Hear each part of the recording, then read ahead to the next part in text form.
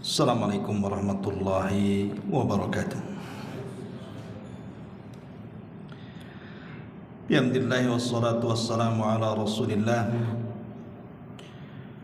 wa ala alihi wa sahbihi wa mawalah wa la hawla wa la quwata illa billahi wa ba'du. Alhamdulillah, segala puja dan puji hanya milik Allah subhanahu wa ta'ala. Salawat dan juga salam kita hadiahkan kepada Rasul kita Nabi besar Muhammad sallallahu alaihi wa ala alihi wasallam. Hadirin dan hadirat yang dimuliakan Allah subhanahu wa ta'ala, tema di malam hari ini masih seputar bulan Muharram. Di mana kenapa bulan itu disebut bulan Muharram? Jadi rahasia penamaan dari kalimat Muharram inilah yang kita akan bahas di malam hari ini. Hadirin dan hadirat yang dimuliakan Allah subhanahu wa ta'ala, kita tahu bahwa bulan Muharram adalah satu di antara 4 bulan hurum. Dimulai daripada Dzulqa'dah, kemudian Dzulhijjah, kemudian Muharram, dan juga bulan Rajab. Itulah yang disebut dengan Ashhur al-Hurum, bulan-bulan hurum. Dan itu sebagaimana diisyaratkan dalam surah At-Taubah 36,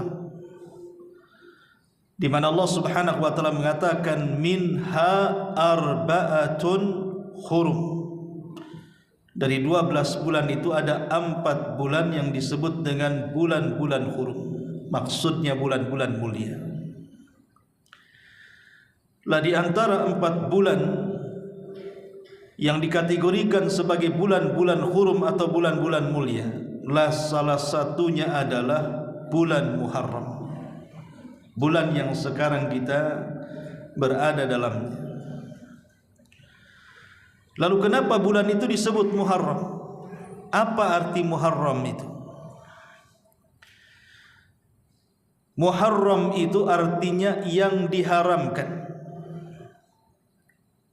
Dia adalah ismul maf'ul, isim maf'ul dalam ilmu saraf. Jadi Muharram itu artinya yang diharamkan. Lalu apa yang diharamkan? Mengacu kepada surah At-Taubah yang menjelaskan tentang bulan-bulan hurum, di mana di ujung ayat Allah subhanahu wa ta'ala mengatakan fala tadlimu fihinna anfusakum, janganlah kalian berlaku zalim di bulan-bulan hurum itu. Ayat ini sebagai penguat daripada nama Muharram. Jadi yang diharamkan di bulan Muharram itu adalah perbuatan zalim. Jadi kenapa bulan ini disebut bulan Muharram, bulan yang diharamkan? Maksudnya diharamkan dari kezaliman. Sebagaimana surah At-Taubah 36 tadi, fala tadlimu fihinna anfusakum, jangan kalian berlaku zalim, terutama di bulan Muharram. Kenapa demikian? Ahli tafsir mengatakan kezaliman itu sebenarnya di mana bulan pun diharamkan, bukan hanya Muharram saja. Dalam 1 tahun dari 12 bulan itu berlaku zalim di mana bulan pun tetap haram hukumnya. Tetapi semakin menguat keharamannya jika kezaliman itu dilakukan di bulan Muharram, karena sesuai dengan namanya Muharram, diharamkan, tidak boleh berlaku zalim. Makanya ulama tafsir mengatakan siapapun yang melakukan kezaliman di bulan Muharram, maka dosanya akan dilipat gandakan dibandingkan melakukan kezaliman di bulan-bulan yang lainnya. Ma'asyiral muslimin yang dimuliakan Allah Subhanahu wa taala, inilah yang kita akan bahas seputar kezaliman. Bicara tentang zalim, kita tahu bahwa zalim itu terbagi menjadi tiga. Ulama mengatakan az-zulmu ala thalathati anwa'in. Zalim itu terbagi menjadi tiga macam. Berkata Imam Hasan Al-Basri rahimahullahu ta'ala, ketika beliau mengatakan zalim terbagi menjadi tiga macam, yang pertama kata beliau, zulmun la yughfar wa zulmun yughfar wa zulmun la yutrak. Kezaliman yang tidak akan pernah diampuni selamanya, kezaliman yang masih ada harapan ampunan, dan kezaliman yang tidak akan ditinggalkan. Adapun kezaliman yang tidak akan diampuni, ma'ruf, adalah kesyirikan. Syirik adalah sezalim-zalimnya kezaliman, dan kezaliman jenis ini tidak akan diampuni selamanya. Makanya Luqmanul Hakim mengatakan kepada anaknya dalam surah Luqman ayat 13 itu, ya bunayya la tusyrik billahi inna syirka la zulmun azim. Wahai putraku, janganlah kalian menyekutukan Allah Subhanahu wa ta'ala, karena sesungguhnya kesyirikan itu adalah kezaliman yang sangat besar. Jadi kezaliman yang paling besar adalah syirik, karena jenis kezaliman ini tidak akan diampuni.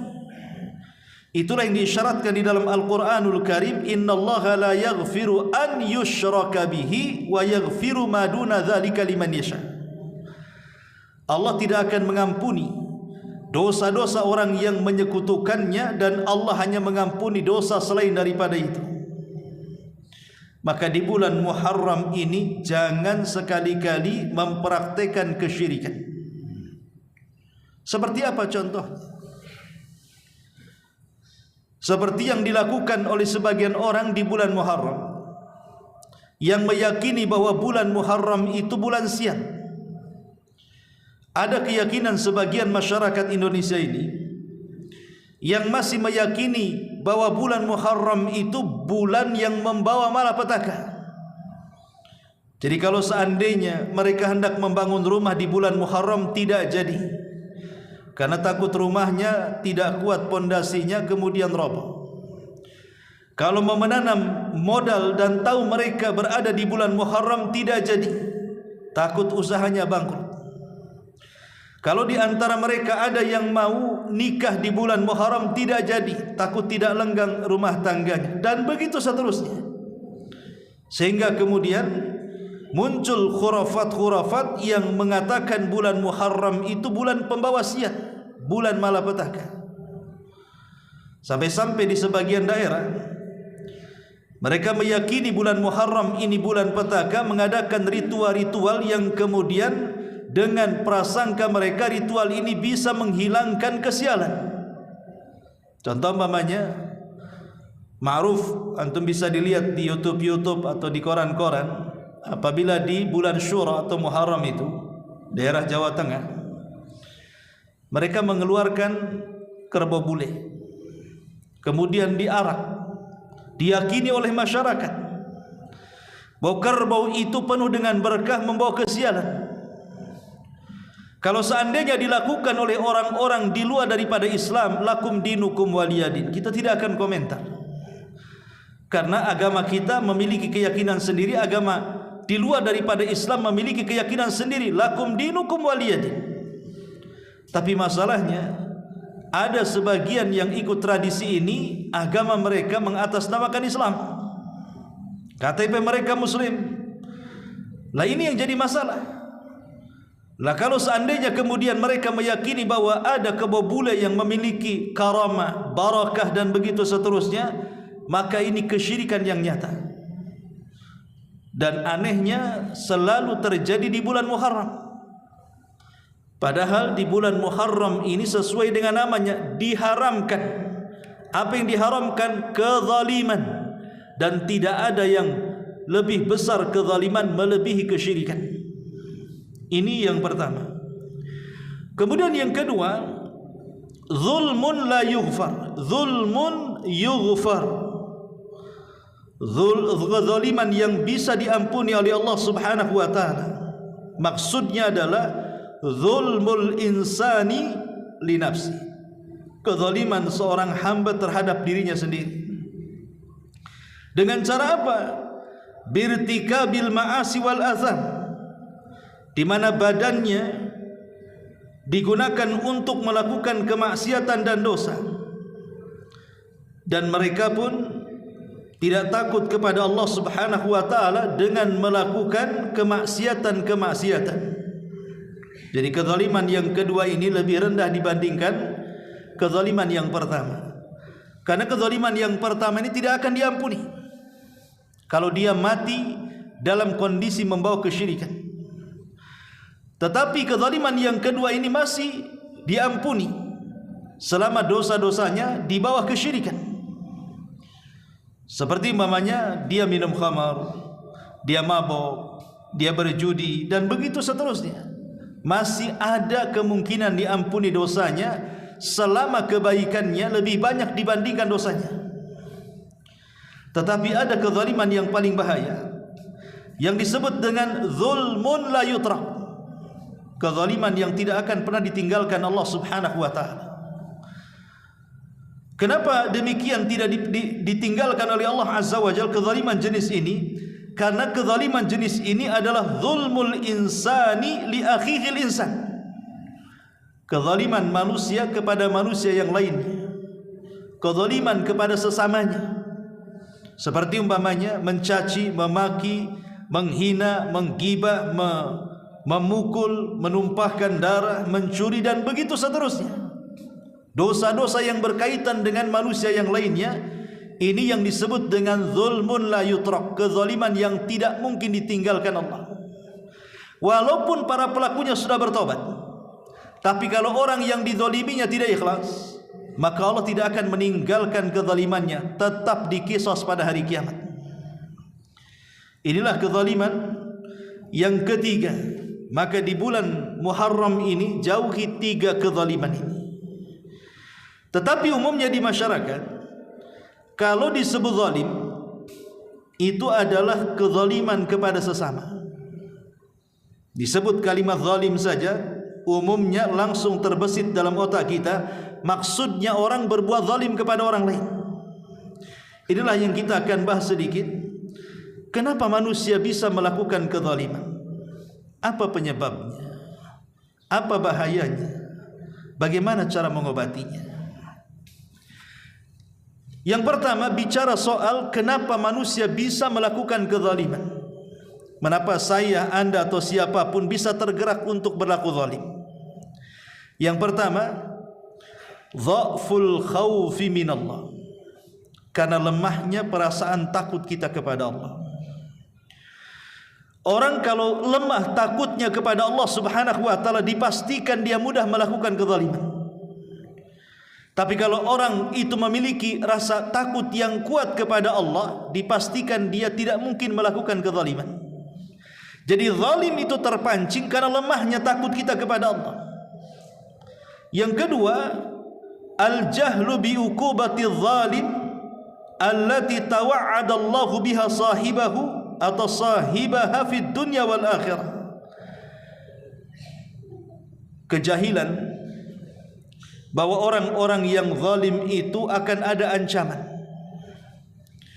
baik ancaman di dunia ataupun ancaman di akhirat.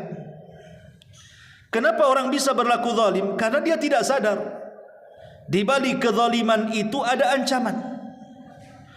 Bahkan ancaman ini terkadang disegerakan di dunia sebelum akhirat. Kata Nabi SAW, "Ma min dzambin ajjalallahu uqubatahu fid dunya qabla al-akhirah al-baghyu wa qati'atur rahim." Tidak ada dosa yang disegerakan ancamannya di dunia sebelum akhirat kecuali kezaliman dan memutus silaturahim. Artinya kalau orang hendak berbuat zalim kemudian berfikir bahwa di balik kezaliman itu ada ancaman Allah, bisa saja Allah mengirim azabnya di dunia sebelum akhirat, tidak mungkin dia berlaku zalim. Hanya orang-orang jahil dari ancaman yang melakukan kezaliman. Kemudian yang ketiga, al-i'jabu bin nafsi wal kibr. Orang yang ujub terhadap dirinya dan orang yang sombong. Jadi pemicu kezaliman itu karena ujub. Pemicu kezaliman itu karena sombong. Merasa dia orang kaya bisa menindas orang miskin. Merasa dia memiliki pangkat jabatan akhirnya menindas bawahan.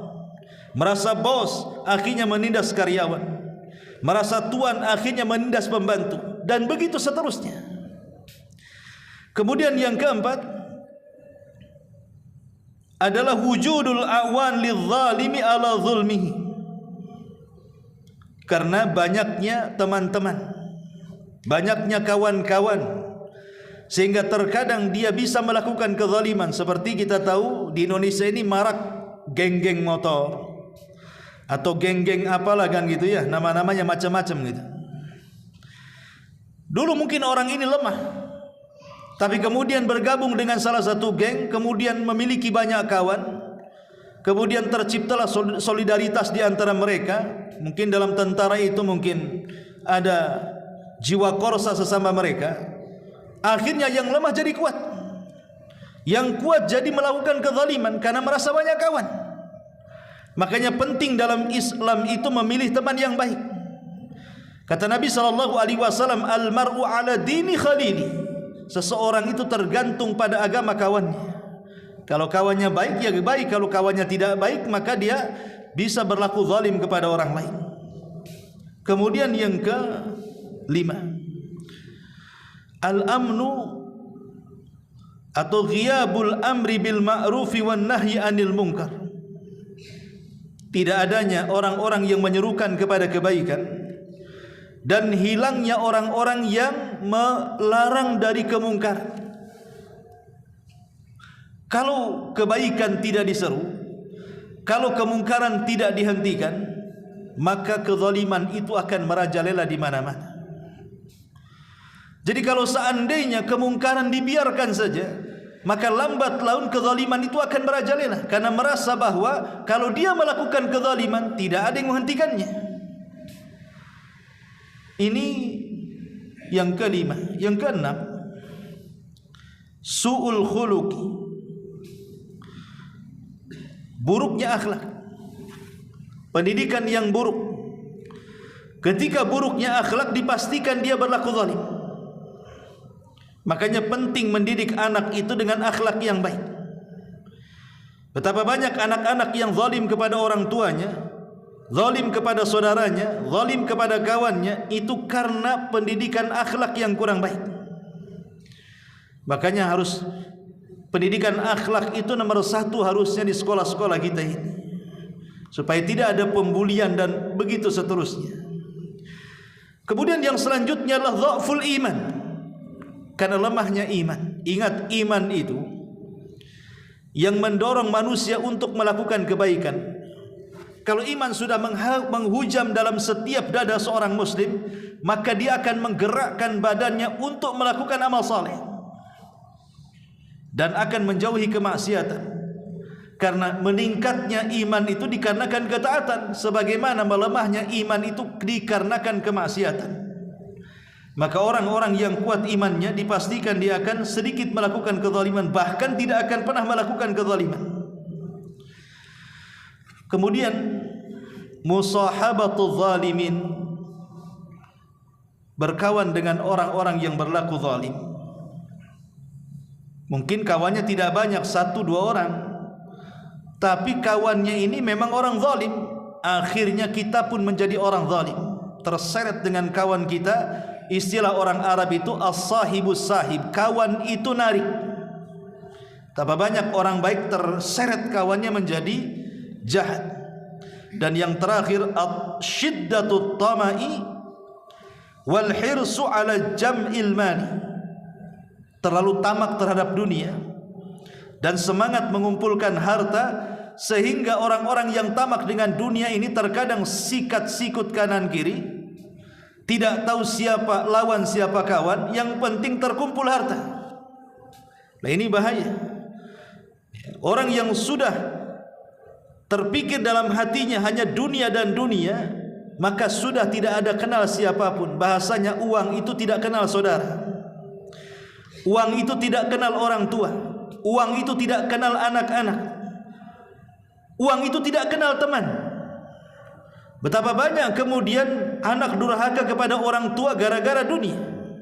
Saudara bertengkar dengan saudara yang lain gara-gara uang, gara-gara waris dan yang semacamnya. Maka inilah di antara sebab-sebab kenapa kezaliman itu muncul. Kemudian yang kedua, tentang bahaya kezaliman.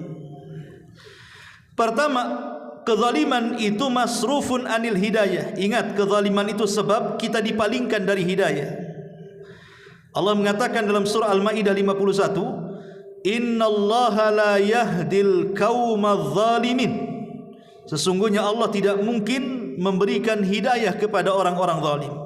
Lihat bagaimana Allah mengatakan Allah tidak akan memberikan hidayah kepada orang zalim, menunjukkan bahwa orang-orang yang zalim dijauhkan dari hidayah. Yang kedua, orang zalim itu la yuflihu abada, tidak mungkin diberikan kesuksesan selamanya. Allah mengatakan dalam surah Al-An'am 21, innahu la yuflihu zalimun, orang-orang zalim itu tidak akan pernah sukses selamanya. Kemudian yang ketiga, az-zalim alaihi la'natu minallah, orang zalim itu dipastikan dilaknat langsung oleh Allah Subhanahu wa taala. Allah mengatakan dalam surah Ghafir 52, yauma la yanfa'u zalimina ma'dziratuhum walahumul la'nah walahum su'ud dar. Pada hari orang-orang zalim di hadapan Allah tidak bermanfaat alasan mereka, dan mereka mendapatkan laknat, dan bagi mereka seburuk-buruk tempat tinggal. Lihat bagaimana Allah mengatakan walahumul la'nah, mereka mendapatkan laknat Allah Subhanahu wa taala. Jadi orang-orang yang berlaku zalim tidak lepas daripada laknat Allah Subhanahu wa taala. Makna laknat dijauhkan daripada rahmat, dan didekatkan dengan azab. Kemudian yang keempat, az-zalim yuhram minas syafa'ah, orang yang zalim akan diharamkan dari syafaat. Disebutkan dalam surah Ghafir ayat 18, wa ma lidz-zalimina min hamimin wala syafi'in yuta', dan tidaklah bagi orang-orang zalim kelak pada hari kiamat mendapatkan kawan setia, begitu juga orang yang akan memberikan syafaat yang ditaati. Lihat bagaimana ayat ini Allah Subhanahu wa taala mengatakan bahwa orang zalim akan dijauhkan dari syafaat. Padahal di akhirat itu salah satu yang menolong kita adalah syafaat. Inilah yang paling banyak menolong manusia sehingga tidak dimasukkan ke dalam neraka, ataupun orang yang masuk neraka kemudian diselamatkan dari neraka dan dimasukkan ke dalam sorga, itu kebanyakan karena syafaat. Baru setelah itu adanya rahmat Allah Subhanahu wa taala. Lah orang-orang yang zalim akan diharamkan dari syafaat. Kemudian yang kelima, tusibuhu da'watul mazlum wala tuhnituhu wala tuhtinuhu wala tuhtiuhu. Orang yang zalim itu tidak akan selamat dari doa-doa orang-orang yang pernah dizaliminya. Dahulu ada seorang gubernur Madinah namanya Al-Burmuki. Al-Burmuki ketika menjabat seorang gubernur Madinah di zaman Harun ar-Rasyid sangat dimuliakan, sangat dihormati dan diagungkan. Entah kenapa Al-Burmuki ini tersandung kasus, kemudian ditangkap oleh Harun ar-Rasyid bersama keluarganya dan dimasukkan ke dalam penjara.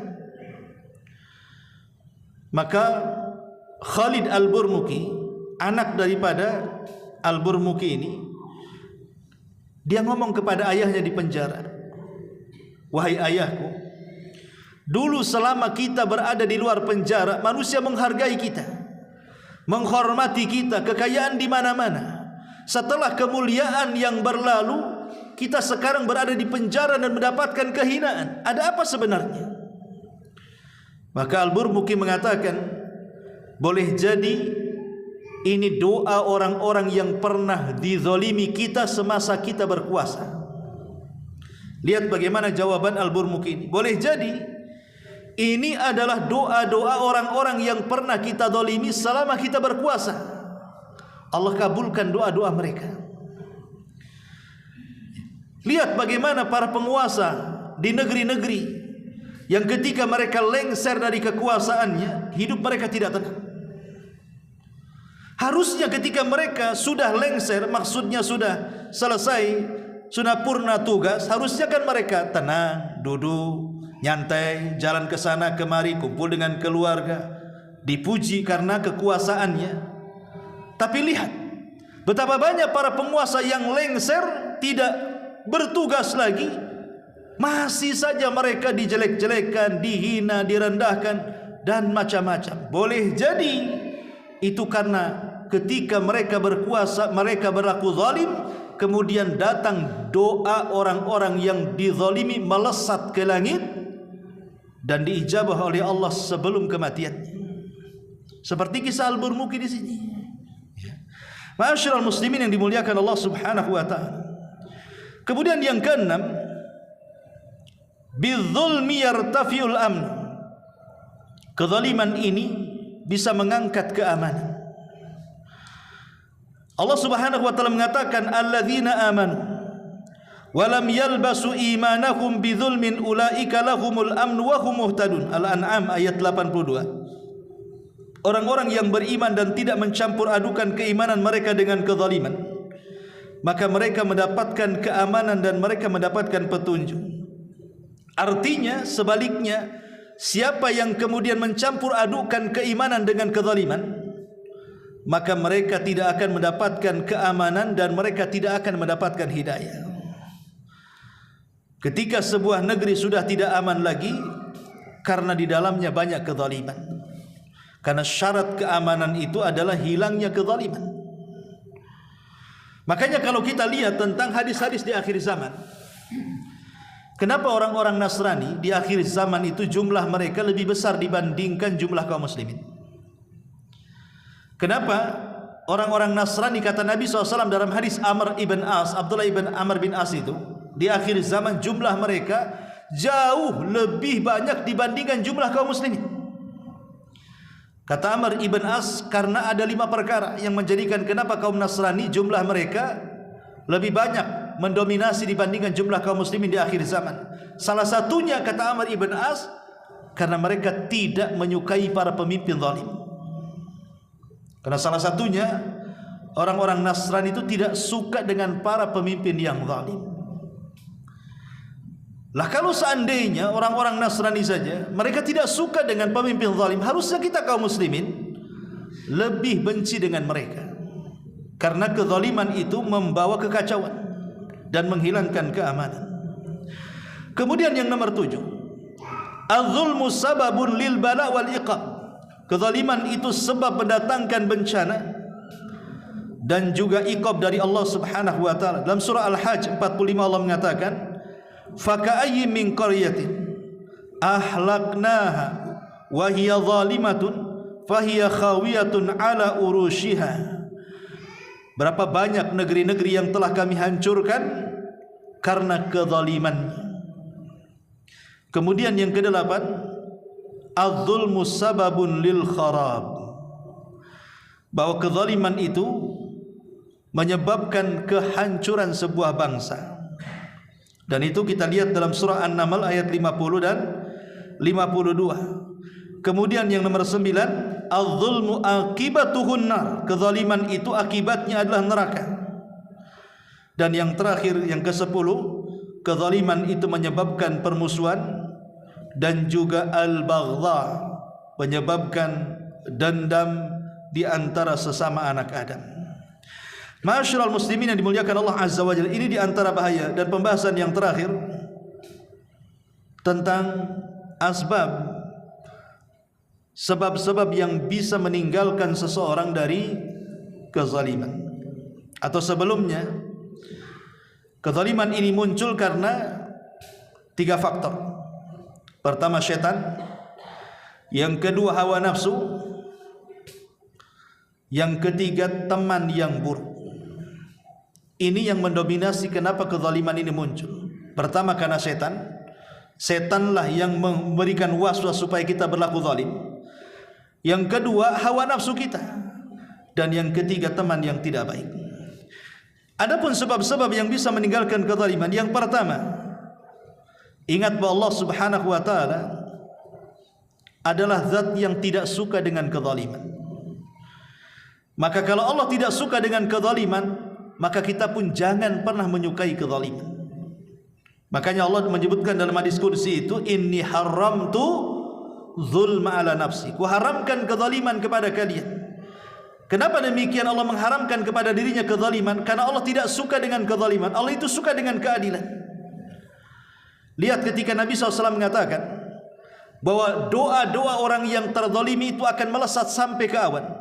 Bahkan kalau yang dizalimi sekalipun orang kafir, kemudian orang kafir meminta agar orang-orang yang zalim dibalas, pasti Allah membalasnya. Bukan karena kekafirannya, tapi Allah tidak suka dengan kezaliman dan Allah cinta dengan keadilan. Maka dari sini ingat bahwa Allah tidak suka dengan kezaliman. Maka sebagai hambanya jangan suka dengan kezaliman. Yang kedua, melihat tentang akibat orang-orang yang zalim dari zaman ke zaman. Bagaimana kaum Ad dihancurkan, kaum Tsamud dihancurkan, kaum Madian dihancurkan, kaum Lut, kaum Sodom dihancurkan, kemudian kaum-kaum para nabi yang lainnya. Itu tidak lain karena kezalimannya. Bahkan Nabi SAW pernah mengatakan kepada orang-orang Ansar, ya ma'syarul Ansar, wahai orang-orang Ansar. Nabi mengatakan kepada orang Muhajirin, ya ma'syarul Muhajirin, khamsun idza btulitum bihinna wa a'udzu billahi an tudrikuhun. 5 perkara kalau sampai menimpa kalian, aku berlindung kepada Allah, kata Nabi, jangan sampai kalian tertimpa 5 perkara ini. Salah satunya Rasul mengatakan apa? Malam yanqusul mikyala wal mizan. Tidaklah sebuah kaum mereka mengurang-urang takaran dan timbangan. Dan ini kezaliman. Kalau pedagang mengurangi takaran, mengurangi timbangan, mengurangi meteran, zalim apa tidak? Zalim. Bagaimana kalau pembeli ini adalah anak yatim? Berarti dia zalim kepada anak yatim. Bagaimana kalau yang pembeli ini fakir miskin? Berarti zalim kepada fakir miskin. Bagaimana kalau yang membeli ini orang-orang yang mereka susah hidupnya? Tiba-tiba kita curangi dengan takarannya dikurangi, meterannya dikurangi, timbangannya dikurangi. Zalim apa tidak? Zalim.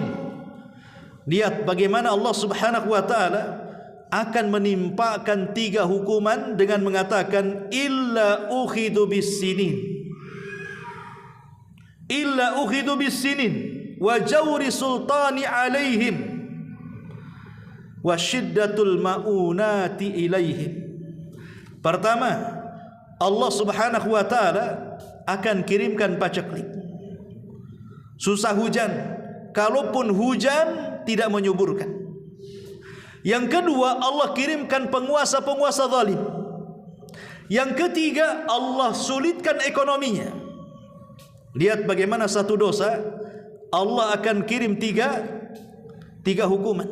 Dosanya satu, ngurang-ngurang takaran, ngurang-ngurang timbangan, ngurang-ngurang meteran, alias curang dalam dagang. Tapi hukumannya 3. Pertama, hukumannya akan disulitkan ekonominya. Yang kedua, akan dipaceklikan negerinya. Kalaupun hujan tidak akan menyuburkan negerinya. Dan yang ketiga, Allah kirim penguasa-penguasa zalim yang mengambil hak rakyatnya sementara rakyat tidak bisa mengambil haknya. Dan 3-tiganya terjadi di negeri kita.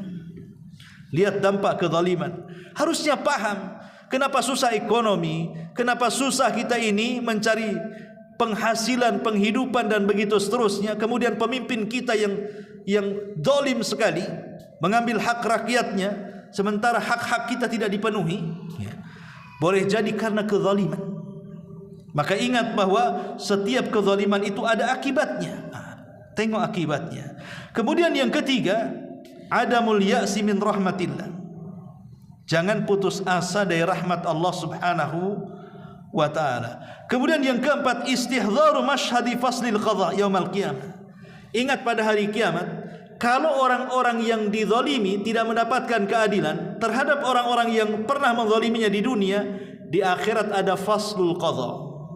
Ada kisos pada hari kiamat.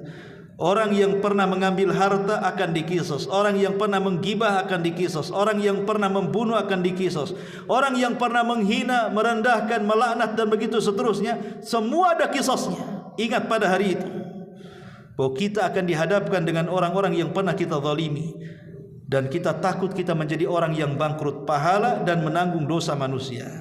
Kemudian yang kelima, az-zikr wal istighfar, perbanyak zikir dan juga istighfar. Dan yang terakhir, kaffun nafsi anil zulmi, berusaha mencegah diri dari kezaliman. Berusaha mencegah diri dari kezaliman artinya menjaga lisan, menjaga kemaluan, menjaga sikap. Bukankah Rasul yang mengatakan al-muslimuna man salimal muslimuna min lisanihi wa yadi. Seorang muslim adalah orang yang muslim lainnya selamat dari lisan dan juga tangan. Inilah di antara sebab-sebab yang bisa meninggalkan kezaliman dan mengobatinya. Wallahu a'lam bishawab. Mudah-mudahan ada manfaatnya. Maka di bulan Muharram ini jauhi kezaliman. Sekecil apapun kezaliman tetap akan dilipat gandakan dosanya sesuai dengan namanya Muharram. Artinya diharamkan. Apa yang diharamkan? Berlaku kezaliman, baik kezaliman yang tidak diampuni, baik kezaliman yang diampuni, atau kezaliman yang tidak pernah ditinggalkan Allah Subhanahu wa taala. Subhanakallahumma bihamdika asyhadu an la ilaha illa anta astaghfiruka wa atubu ilaik. Allahu taala alam. Assalamualaikum warahmatullahi wabarakatuh.